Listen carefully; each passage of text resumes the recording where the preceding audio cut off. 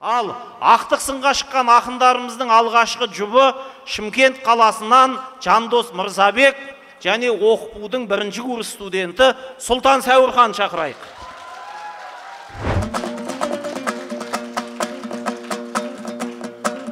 Ау, финалға алып шықса өлеңдерім, керек қой финалына да бөгелмеуім. Тағы бір амандасып алайыншы, қалайсыздар қадірлі көрерменім. Қол соғып қолпаштаумен отырыңдар, алдыңа қайда шықты өрендерің.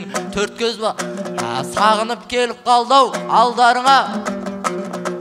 Бала жоғау бұл күні менен керім.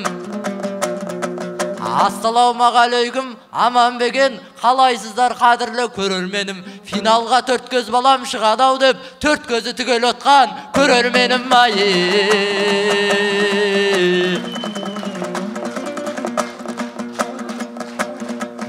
Мен отырмын, көңілімді бөлсем бе деп, қошемет ақшаменен өлсем бе бет. Нұрмахан ағам айтты, миллион алсам 50 мыңды 10 адамға бөлсем бе деп. Ағайын қарарсыздар, мен де отырмын, сол жағын пайдаланып көрсем бе деп.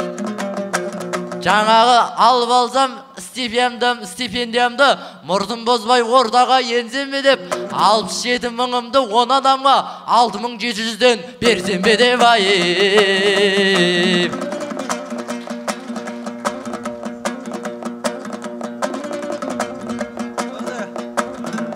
Ау, ендеше мен бастайын, бірден ұрыс.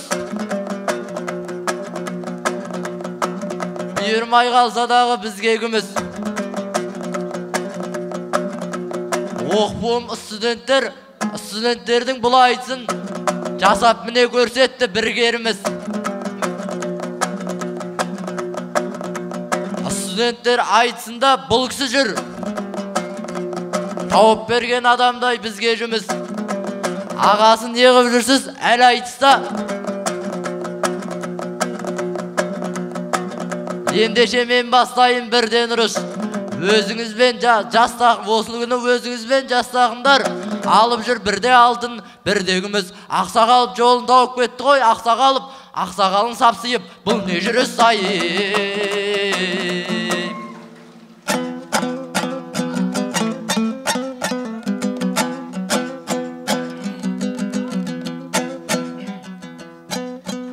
Қалай сөйлейді ағасына, бұл бала қарамайдау шамасына.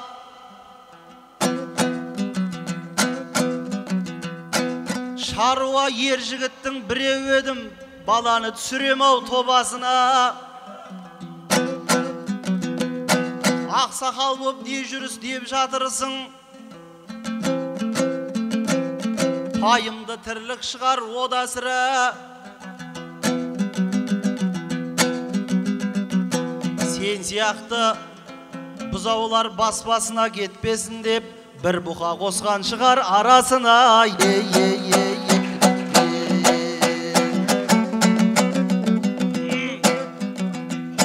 Айналдым жарқыраған көздеріңнен, жаман ойың жоқсынды бізге мүлдем.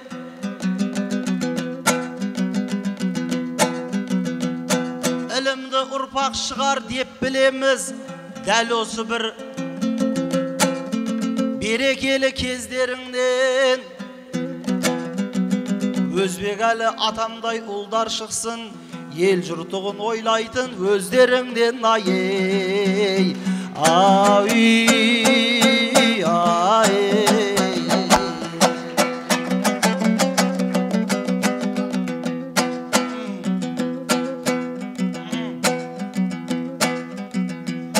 Мен отырмын Сұлтанжан ағалық қып, сен отырма сондықтан шалалық қып. Бұйырса грантыңыз құтты болсын, әрине ректорыңнен даналық көт. Егерде сол грантқа ілініп жатсаң, шапанымды жабамын тәбәрік қыва.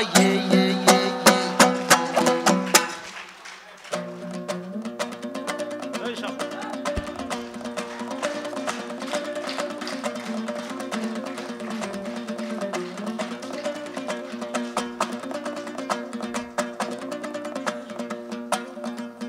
Ау, ағасы, жақсы сөзді тапсаңызшы. Болмаса қарсыласаузын бақсаңызшы. Ағасы, менде шапан бар ғой міне, шапан жоқ адамға жапсаңызшы. КСРО заманында күші мықты, көзі көк әр бастықтың сұсы мықты.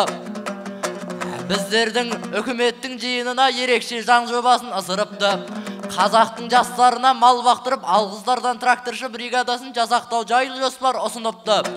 Сол кезде қызметтегі көп кісілер қарсылық білдіруден қысылыпты. Сонда тек Өзбекәлі атам ғана бұл жоспардың жосығын түсініпті. Жанын сап жалғыз өзі қарсы болыпты, жиыстырып қызметті кісілікті. Қазақшасы білімді меңгерсін деп империяның ойынан ұшыныпты.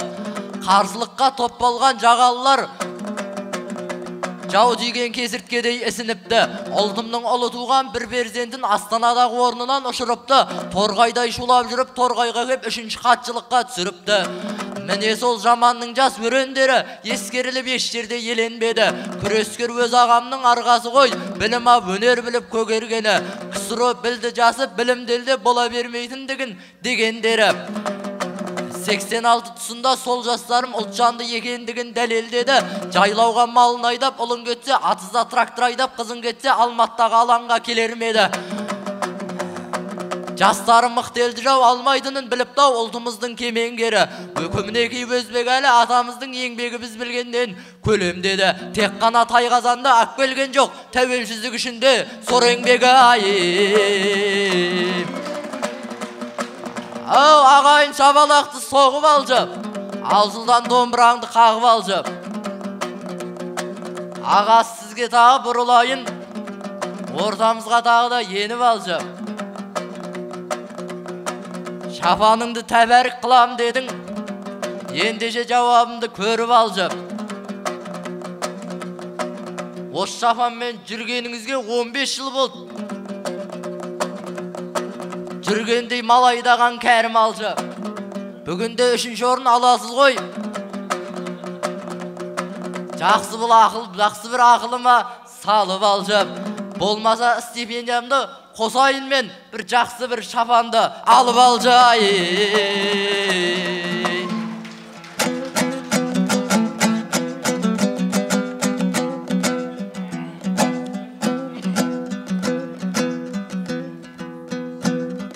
Жолықсақ Алла берген нәсіппенен, Алла деп қадамымды басып келем. Стипендияма шапан әперем деп қояды. Мен сенен ондай сөзді күтпегем. Жазған ау сенен яғылам стипендия, мен қайта стипендияңа қосып берем.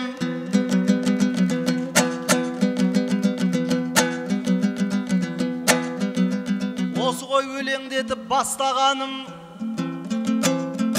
қабағын бауырымның распағамын. Шапанның киеміз ау талайларың, осы ғой өлеңдетіп қосқан әнім. Шапанның талайларың киеміз ғой, сенің оған ауырмасын асқазаның. Рахмет, Жандосжан, түйіндей ғой.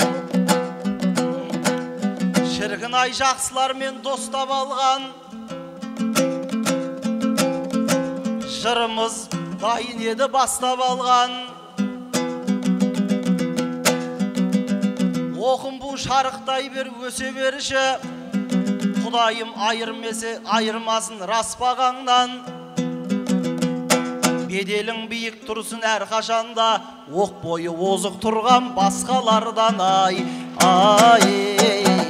Бәрекелді. Рахмет, қошеметтеп қойыңыздар. Финалға шыққан екі ақынымыз. Қазылар алқасы бал көтермейміз ба? Финалдық айтыстарға бал көтермейміз, өзіміз шешеміз деп отыр, жазып отырыңыздар. Ал ақтық сынға шыққан соңғы екі жүйрігімізді шақырайық. Бұл Көкшетаудан күміс домбыраның алғашқы иегері, талай жүлделер шаңдатып алып жүрген Нұрмахан Жақыпбек ұлдарыңызды ортаға шақырамыз. Нұрмаханмен айтысатын бұл да бір қазіргі жастар айтысының көшбасшысы Ақтөбелік Нұрбол Жаумбаев.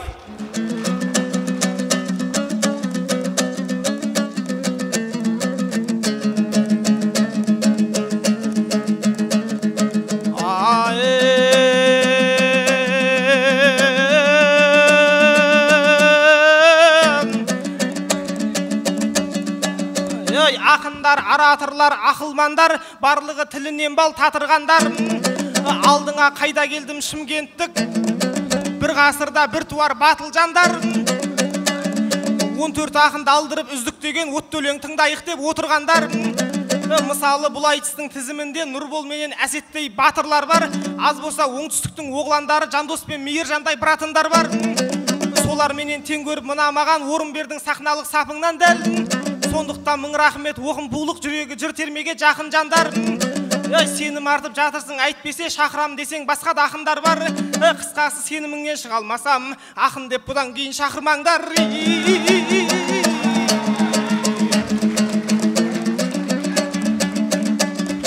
Батырлық болмаса да Барақ хандай, ақындық болмаса да арабтардай.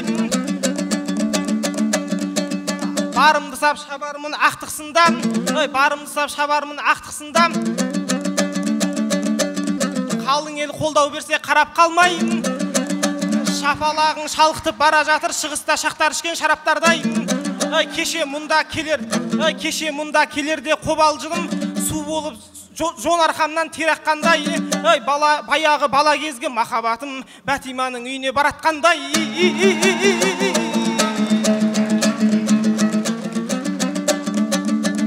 Екеуміздің айтысымыз талай болды, оны халық қызығып қарай берді.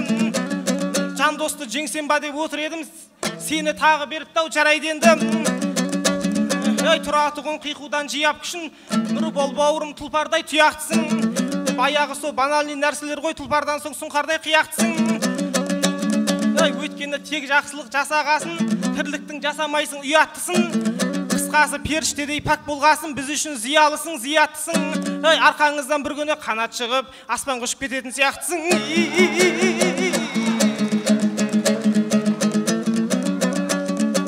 Ат сүрініп болғанша табар ақыл, жанымда Нұрболдайын ағам отырып. Мен бүгін жай қалжыңмен қағытпасам, айтуға келгенім жоқ саған ақыл. Айтпақшы айтысайын мына сіздің секілді кие қонған кәрәмәтул, мелістей мықты ақынның жерлесем деп сан рет сарнағаның санада тұр. Бірақ та ол ағамды қарасаңыз отты жырға болған ғой ол аратырым. Қысқасы меліс ағам бұл айтыста ешкімге тең келмейтін дара батыр. Ал сіз тек домбыраңды арқалап тойларда болып жүрсіз тамада құрым. Қысқасы ағамыздай бола алмасаң, құрбосқа мақтанғаның қара бақырым. Сондықтан бұдан үміт күтпеңіздер, дара батыр емес бұл шала батыр.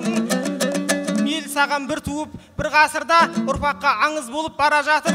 Ал енді бұл Нұрболға ұқсайтұғын, раддомда 70-80 бала жатыр.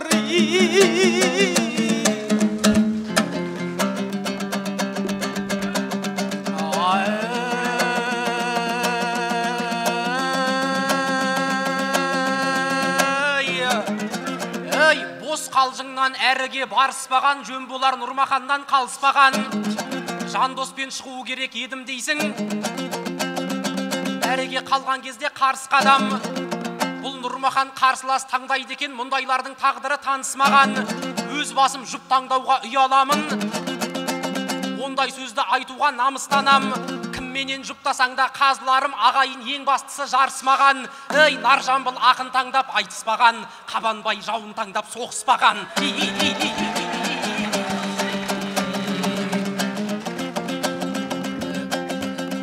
Сайысудың салғанда сәтін алла, жастарыңыз талпынып жатыр алға. Бәрі бірде мелістей болмайсың деп көңілің неге маған шатынауда. Болмасаң да ұқсап бақ деген абай, Нұрболдың үлгі алуға хақы барда. Мелістей ағамызға талпынам ғой, Нұрболдың үлгі алуға хақы барда. Жоқ әлде ұқсамайсың деп айтты деп салымды енді суға батырам ба? Анжақта абай айтып жатқан кезде, мұнжақта сен тыңдап отырам ба?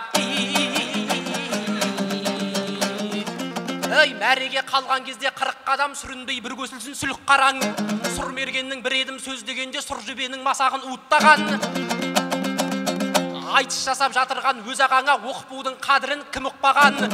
Алдында басым дейдім тектелімнің атасының есімін ұлықтаған.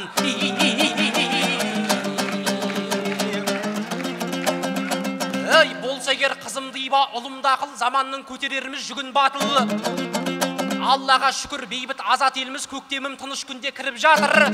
Бірақ та ашып айтып, басып айтып, айтыста қону керек тұғырға тіл. Азат ел болғанымен біздің қазақ өмірін еліктеумен сүріп жатыр. Қыз текені қолдайтын ақшыңның киносынан салтсанам құрып жатыр. Тіл алмайтын тентегін қос құлағын ағылшынның әніне түріп жатыр. Наурызды тойламайтын кейбір қазақ Хеллоуин мерекесін жуып жатыр. Періштедей көрініп Европа жын ойнағын санаға тығып жатыр. Бірақ та оқып мұндай кезде не істеу керектігін біліп жатыр. Өз ағамды айтысқа тақырып қып ақындардың айтысын қылып жатыр. Шетелдердің шегі жоқ шоуларына төленер тосқауыл боп тұрып жатыр. Азаттық үшін күрес аяқталып, қазақтық үшін күрес жүріп жатыр.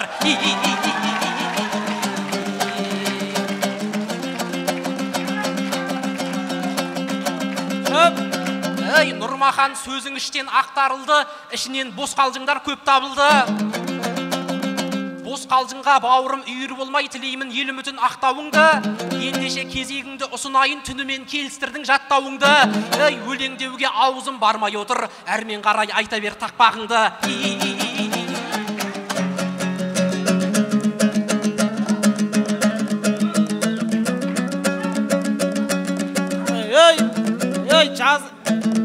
Жаттап ап айтасың деп жай қарағым, ағатай жөн болмады айғалауың. Мен негізі сенен мықты айтысып ақындармен бұдан мықты төрлерде сайрағамын. Сондықтан жаттап алып айтасың деп сен олай нағылмай-ақ қой қарағым. Бауырым әрі кетсе мына саған бір темекі біткенше ойланамын.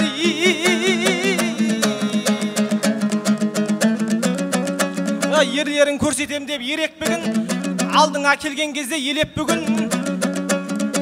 Арзан сөз айтасың деп Нұрбол досым өзінше көрсетті ғой зеректігін. Ендеше мен өзіңе көрсетейін серьезный қалай сөйлеу керектігін.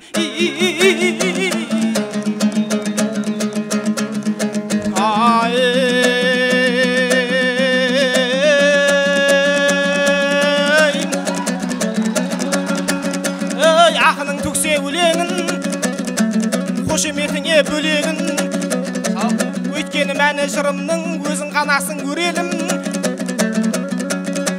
Абайшалап сөйлесем, өзімдікі өз сөзім қажетіңе жараса аларсың елім керегін. Ендеше жұртым құлақ сал, келтірейін кішкене өткен күннің дерегін. Махамбетше сөйлесем, мен едім, мен қазақ деген ел едім. Қылық асса қыз сөйлеп, билік асса ұл сөйлеп, бейбіт жатқан жер едім. Тоқтамыстың тұсында тұлпар мініп туыстап, дулыға кейіп дұшпандап, сары орысқа салқсап, 3 рет шапқан мен едім. Бірақ сөйте тұрса да бірігіп жүрген жақпайтын, бөлініп жүрер бүр едім. Сол бөлінгеннің ақысын 70 жылдай бодан боп терім менен төледім. Ақтан берді атам айтқандай жеңіме жамау түскенін, жарлық сенен көремін. Жағама қолдың тигенін, жалғыздық сенен көремін. Ақындыққа келсеңіз, ақанды туған төредім. Батырлыққа келсеңіз, балуан шолақтың беледім. Сұлулықты сұрасаң, сәкенді сырбаз середім. Жомарттықты сұрасаң, таяқтыға тай берген, арбалға ат берген, атымтай жомарт еледім. Сұлулықты сұрасаң, сәкендей сырбаз середім. Ал табиғатын сұрасаң, ботташығы бұзаудай, боз сазан тоқтылай, қоғалы қомсу көледім. Олар десең үстінде ортеке ғана ойнақтар, Оралхан туған өредім. Тама болып сөйлесем, ердің соңы атанған Есет Батырдың еледім. Шекті болып сөйлесем, шегірткеден көп едім. Бәрін айтта бірін айт, мен қазақ сондай еледім. Тілегім жұртым жасай бер, есікке сыймай қонағың, бесікке сыймай бөбегің.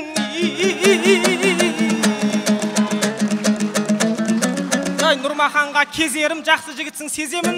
Өзіңдей жақсы ағаға жөн болмас тіл безеуім.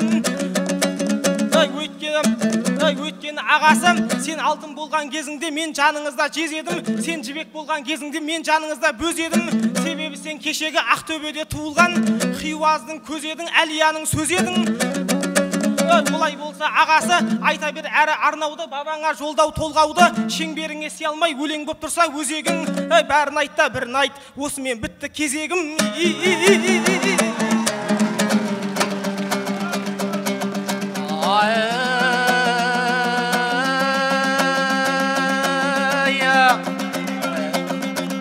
Отқанда оқыпуға додаға кеп сақтаған дұрыс болар саған әдеп.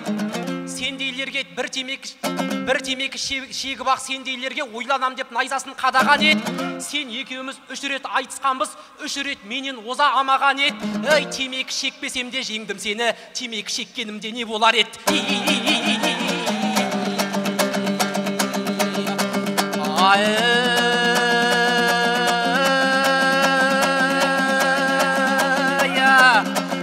Ақындарың арынды, өлеңге қосар барыңды. Тақырып болмай өз жайым, ұлтымның жайын қозғайын, қиқуыңмен дем берсең қараша жұртым қадірлі. Қазағымның әдеті бұзатын дәстүр танымды, ұқсаймын деп әркімге жұртымыз біраз жаңылды. Бір кездері үндінің сериалы берді тәлімді, пір тұтатын сиырын, үндінің киіп киімін, салтыменен солардың той жасағандар табылды. Бір кездері кәріске ұқсатып бимен әніңді, сахналардан көп көрдік қызылда жасыл сарылы, шашын бояған аруды. Ұлдарымыз ұялмай құлаққа сырға тағынды. Түйінін сөздің сұрасаң айналайын қазағым, үнді кәріс арабың ойламас сенің қамыңды. Кәріс болмас бұл қазақ, мың түрлі сырға тақсаң да, мың түрлі бояу жақсаң да, қысық көз қыла алмайсың қара көздерді кәдімгі. Үндіде болмас бұл қазақ, өйткені менің қазағым соғым қылып сиырын Аллаға ғана табынды. Қазақ болу бақтың, бағалау керек бағынды. Кімдерге еліктесең де өзгертіп тастай алмассың. Кімдерге еліктесең де өзгертіп тастай алмассың. Бойыңдағы барыңды, кеудеңдегі жаныңды.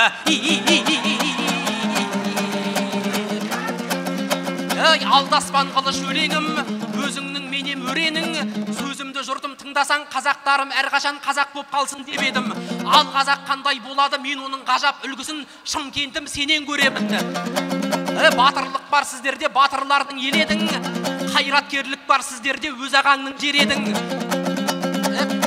Міне бүгін Шымкентім ақындарға айтысқып қолдады ұлттық өнерін.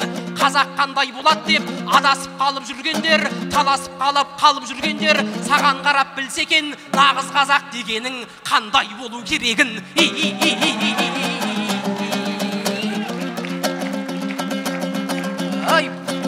Басында отырғанмен алысқалы, біздер енді отырмыз табысқалы.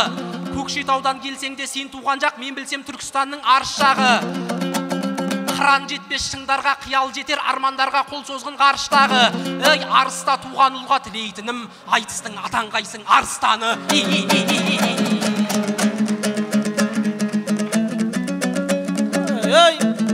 Сақалым болғанымен челақтардай, төңкеріс жасамаймын терактардай. Ағайым барымды сап айтыстым ғой, ақын боп туғаннан соң мен ақтаңдайым. Ендеше өздеріңмен қоштасайын, одан соң шығарып сап қонақтардайым. Енді сен бәйге берсең риза боп, қайтайын сауырымнан тер аққандай. Баяғы бала кезгі махаббатым Бәтиманың үйінен кеп атқандай.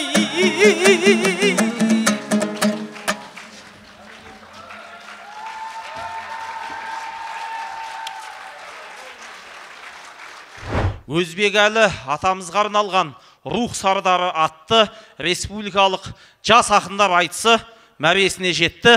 Барша ақындарымыз сахна төріне шақырайық, қошеметтеп қойыңыздар. Барша айтысқа қатысқан ақындар сахна төріне.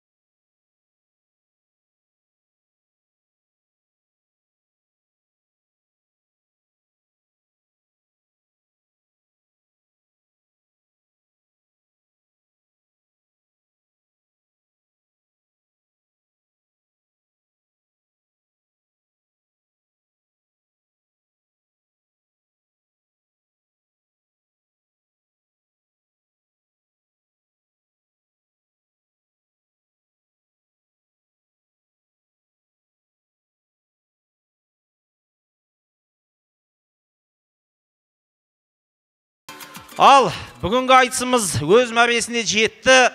Бір көңілден шығатындай тамаша жыр бәйгесі болған секілді. Солай деп білсеңіздер, бір қол соғып қошемет білдіріп қойыңыздар. Бәрекелді. Енді алуан жүйрік бар, әліне қарай шабады дейді. Сондықтан ақындарымыз да өз шама шарқынша шапты. Енді бүгінгі айтысымыз жайлы Қазылар алқасының төрайымы Маржан Есжанов әпкемізден бір ауыз жылы лебіз тілек тыңдайық, содан кейін ақындарымыздың жүлдесін үлестірейік. Маржан әпке, келіңіз. Армысыздар. Бүгінгі айтыстың жанкүйерлері, мен сөзімді ұзатпай қояйын, уақытымыз сәл тарлау болып тұр. Десек те бүгінгі айтысқа неше түрлі пікір, неше түрлі ойлар айтылып атқаннан кейін бір-бір осы Қазылар алқасының пікірімен де санасу керек шығар деп ойлаймын. Неге мынаған берілмеді, анаған неге берілмеді, барлығымыз мықтымыз, анаған берілу керек деген сияқты әңгіменің сәл де болса қысқарту, азайту үшін осы қазылардың да пікірін сіздерге жеткізгім келеді. Алдымыздан 7 жұп өтті. 7 жұпта Ердәулетпенен бірінші Нұрдәулет басында бастады. Сәл ұзатыңқырап барап Қытайда айналып келді, байқадыңыздар ма? Екеуінің бірінші жұбында аяқ жағында қандай керемет шаппа-шұп айтыс жасады. Осылай болып бастағанда мүмкін бұл айтыс тіпті керемет айтыс болар ме деген ойдамыз.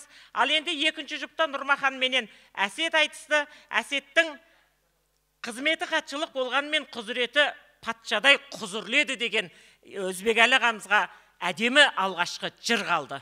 Міне осындай сөзді айта білген Әсет тағы да кіндік қаны тамған жері болмаса да маңдай тері төгілген топырақтан сен де бар Өзбекәлінің жеріне деген сөздер, бұл ертең нағыз кітаптың бірінші бетіне түсетін сөздер. Әсет бірақ жаңағы әдемі ойларды айта келеді екен дағына, түйіндеуге келген кезде соны әдемі жеткізуде сәл қобалжып қалады екен. Оның қасында Нұрмахан өзінің мықтылығын, өзінің төкпелігін, өзінің сахнада еркін болып қалғанын білдіріп, сәл де басымдылық танытқанын тағы да көрдіңіздер.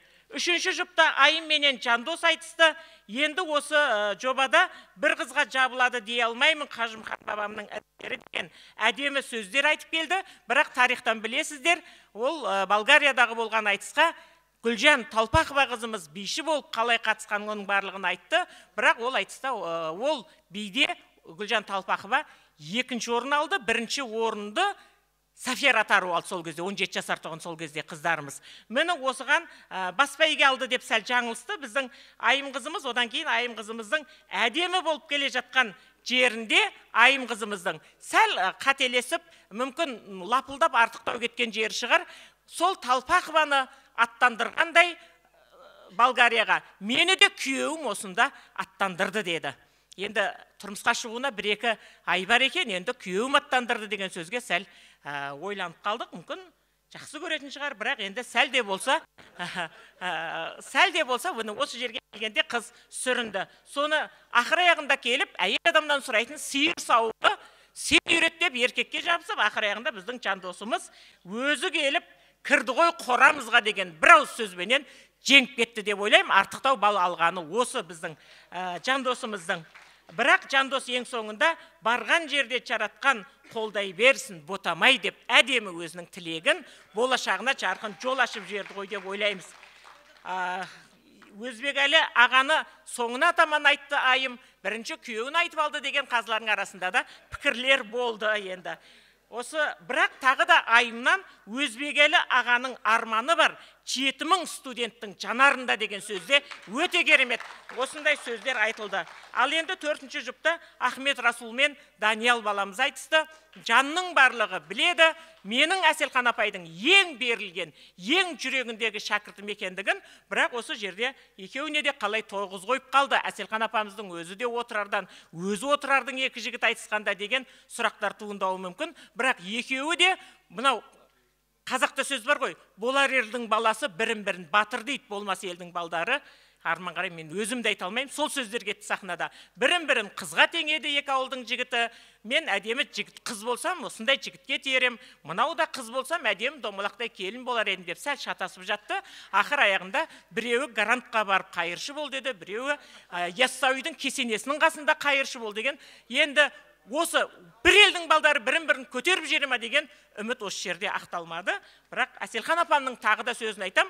өзінің баласы болса да, өзінің қызы болса да, кезінде бізді осылай тәрбиелеп аямайтын. Міне осы жерден кетті кейбір кемшіліктер. Бірақ Ахмет Расулдың төкпесі, өлеңі өте керемет, біраз адамның жүрегіне жетіп, шапалақ ұрғандарыңыздың куәсі болдық. Арман қарай 7-ші жопта Дәурен мен Мейіржан да осы бір-бірін сәл ненің арқасында қалды. Менің сіздерге осы жерде Ақтөбеден келген Нұрбол туралы айтқым келеді. Бір адамдар өзін осылай төмен түсіріп жатқанда, Ақтөбеден келіп Сәуірхан сіздердің балдарыңызға грант сұрап, осы жерде тегін оқыса екен деген ақ жүрегі қандай керемет. Ал енді осы елге тілекші, бірін-бірін көтермелеу, осы Шәмшіні кезінде Өзбекәлі қалай көтерсе, сіздер де сол балдарыңызды көтеріңіздер деп тіпті бізге ақыл айтып, енді осы жерде қызымды қоса берейін дегенде, Шымкенттің қызы жоқ жерде жатқан сен ойлан деп Сәуірханға сәл 9 беріп қойғанымыз сол енді. Тағы да осы Нұрболдың жаңа финалда айтысқанда азаттық үшін күрес аяқталып, қазақтық үшін күрес жүріп жатыр деген сөзде ертең кітапқа енетін сөздер. Ал енді тағы да сол Нұрболымыз айналып келіп, арыста туған біздің Нұрмаханға арыста туған ұлға тілейтінім айтыстың атана бер арыстан деп бата беріп кетті. Міне, ер азамат жігіттердің бірін-бірі көтермелеуі болса деген ойым. Өзбекәлі ағамыз Гүлжан Талпақова секілді қыздардың бағасын қалай көтерсе, ер азаматтар бір-бірінің бағасын солай көтеріп жүрсе, қандай дұрыс болар еді деген ой. Ал енді қорытындыны өздеріңіз қазір естисіздер. Қысқаша осылай мәлімет беріп кету керек болды. Рахмет барлықтарыңызға.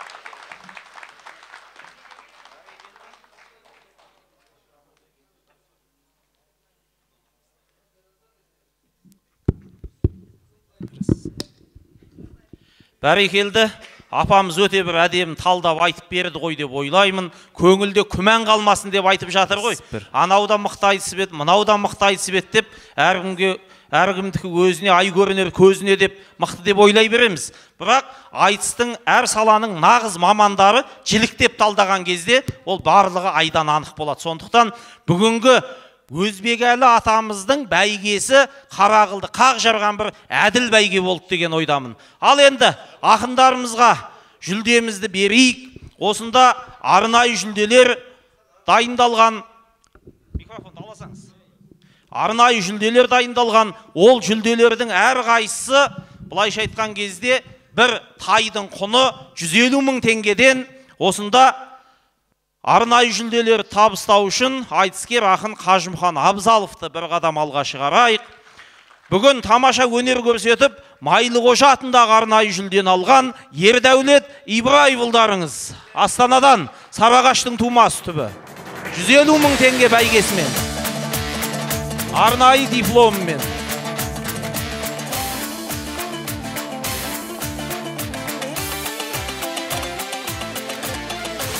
Қошемет білдіріп қойыңыздар. Дәл осындай арнайы жүлдені Нұрдәулет Өмірбек Астана қаласынан иеленді. Алғашқы жұпқа шығып, тамаша айтыс жасады. Нұрдәулет әлі талай топта дүбірлетіп шабат деген үміттеміз. Осы кейінгі жас ақындардың ішіндегі маңдай жарқырап жүрген жақсы ақындарымыздың бірі. Және Көпбай Омаров атындағы арнайы жүлдені біздің жаңа Маржан апамыз сөзінің бағасын берген, сонау алыстан арқалықтан келген Ақылжанов Әсет ұлдарыңыз Көпбай Омаров атындағы арнайы жүлдемен марапатталады.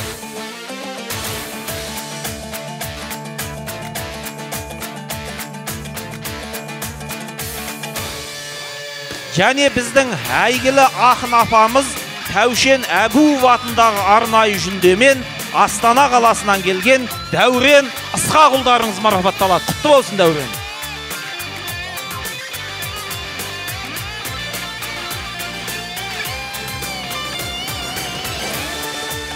Бәрекелді. Енді тағы да арнайы жүлдені табыстау үшін Қажеке рахмет. Ортаға осы Өзбекәлі Жәнібеков атындағы орталықтың басшысы Елмира апайымыз ортаға шақырайық. Келіңіз. Біздің әйгілі отырар Түркістанда талай ақындарды баптап топқа қосқан ұстаз ақынымыз Қаныбек Сарыбаев атындағы жүлдемен Мейіржан Жарылғап марапатталады. Кітапханашы ақынымыз.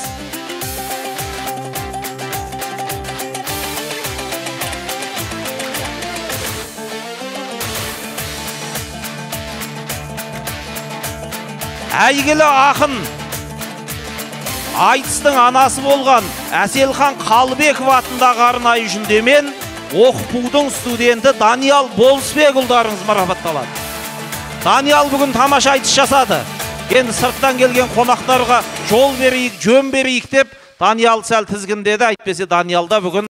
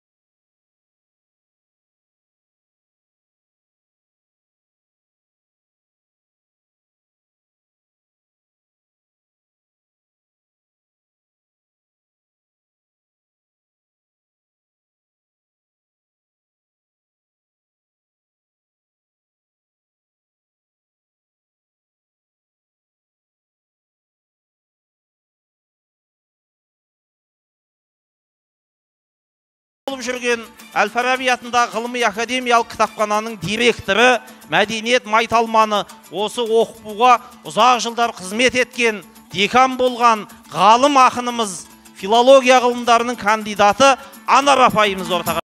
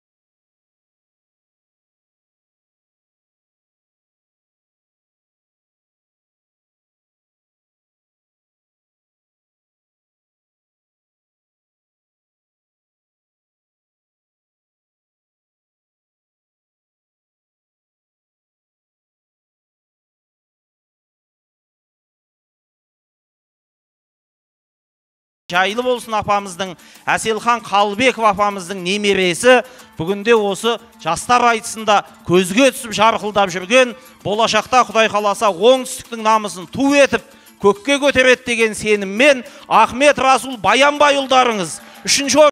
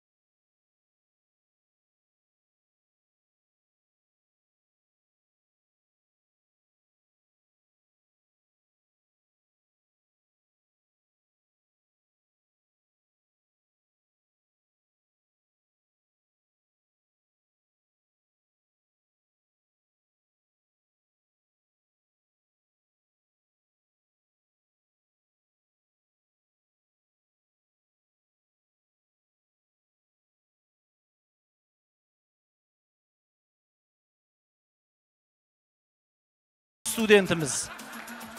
Енді біздің осы жердегі шешім шығаратын бүкіл үлкендеріміз отыр.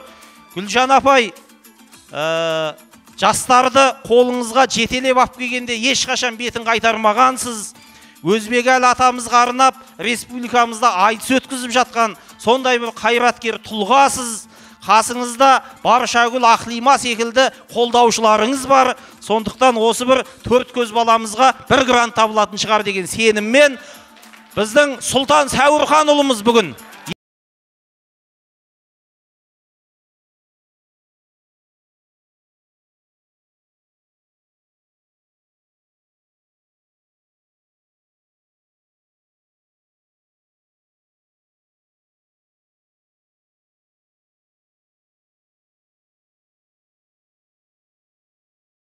Ал енді бүгінгі айтысымыздың бірінші орын мен бас жүлде иегерлерін табыстауға жақындап қалдық.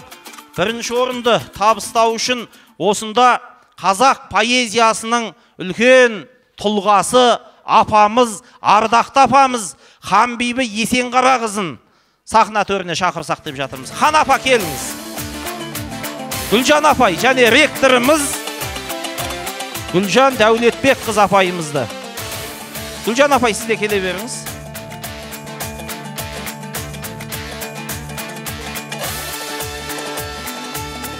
Негізі осы тойға оңалбай Аяшев ағамызды да шақыра салу керек еді. Анау бір университет ашып дейді, сояқтан да грант болып қалама деген ой ғой біздікі.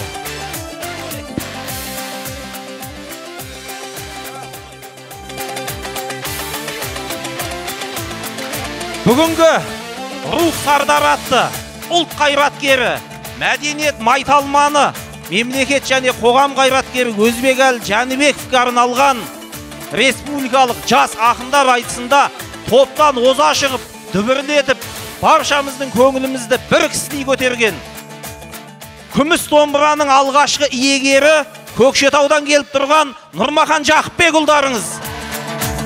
Екі кезең бойынша да тамаша айтыс жасады.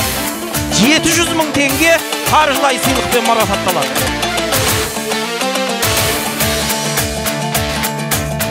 Бәрекелді. Нұрмаханға баспайгенде беріп жүруге болатын еді, дегенмен де бүгінгі айтыстың көрігін тамаша қыздырды. Бірінші орында олық түспейді ғой деп ойлаймыз. Нұрмаханжан, бәйген құтты болсын. Ал баспайгеміз табыстау үшін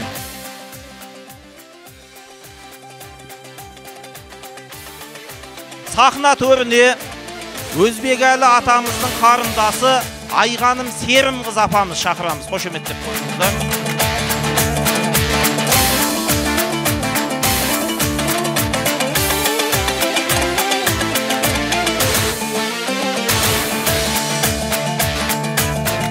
Айғаным апамыздың бір ауыз ақ тілегін тыңдасақ, келіңіз апатай, ортаға келіңіз, сіздің бір ауыз ақ тілегіңізді, лебізіңізді тыңдасақ деп жатырмыз. Армысыздар, қыздардың, аналардың керемет осындай тойының алдында, мерекесінің алдында осындай керемет бір қасиетті жиын өтіп атқанына менің жүрегім толқып тұр қазір. Сондықтан айып етпеңіздер, сіздерді, қыздарыңызды, аналарыңызды, өздеріңізді, мынау Гүлжан сіңлім бастаған ұжымды біріншіден жаңағы халықаралық аналар күніменен құттықтаймын. Айналайын қазақ қыздары, қай жерде жүрсеңдер де сендер біздің қуанышымызсыңдар, мақтанышымызсыңдар. Мынау Гүлжан бастаған қыздардың осындай тәрбиесін көргеннен кейін мен ойлаймын, біздің қазақтың қыздары биіктен әрдайым көріне береді. Мынау Шымкент біздің қазақтың туын тіккен жер, сондықтан да біз барлық уақытта биіктен көріне береміз деп ойлаймын. Мынау республикалық жалпы Өзағаң туралы айтыс болған емес, жеке. Себебі жеңгем марқұм осы жүрсінге де барды. Онда өзің спонсор тап деді, жасыратын жоқ.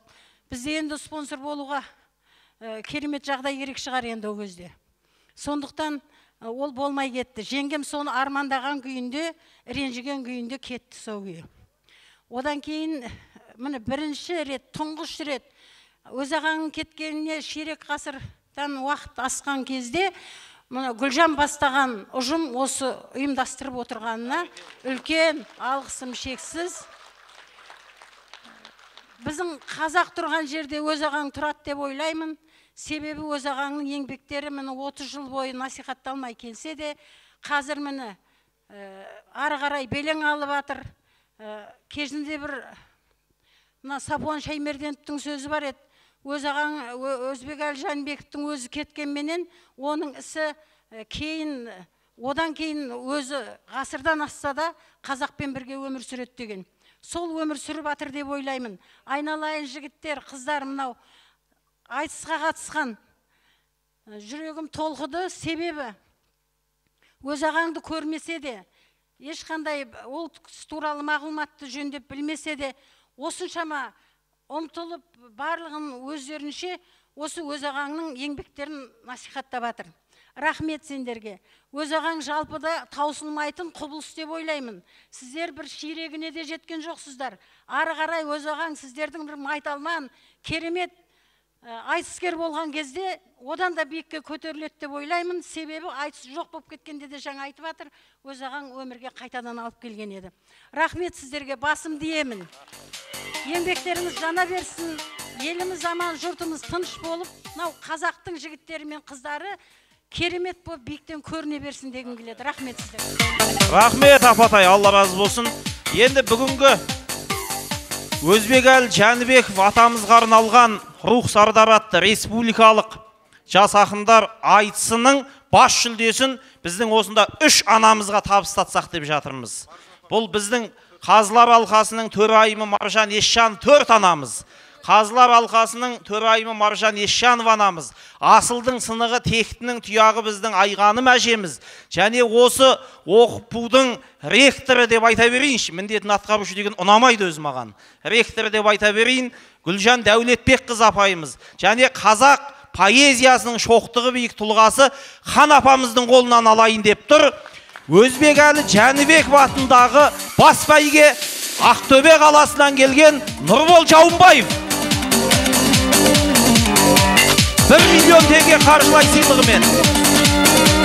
Төрге шығыңыздар, апа. Биікке шығыңыздар. Аржан апа.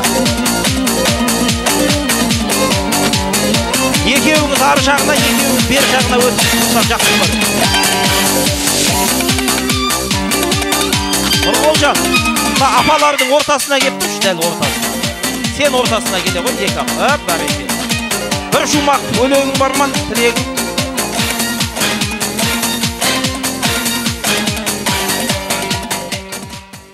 Болғанмен алтын жібек бөз бағалы, қазақ үшін бәрінен сөз бағалы. Шымкентім пейіліңе рахмет сендей болмас, айтыстың өзге алаңы. Аналардың құттарып құрсағына, дүниеге келсін талай Өзбекәлі. Бәрекелді, бізге осындай өнер додасын, өнер бәйгесін сыйлаған, ұлттық руханиятымызға өлшеусіз үлес қосқан Өзбекәлі Жәнібеков атындағы Оңтүстік Қазақстан педагогикалық университетінің ұжымына, Гүлжан Дәулетбек қызына, осындағы қошеметшілеріне, қызметкерлеріне, баршасына ақындарымыздың атынан, қазақ айтысының атынан мың алғыс білдіреміз. Жасай беріңіздер. Мереке құтты болсын. Өзбекәлі атамыздың абыройы асқақтай берсін.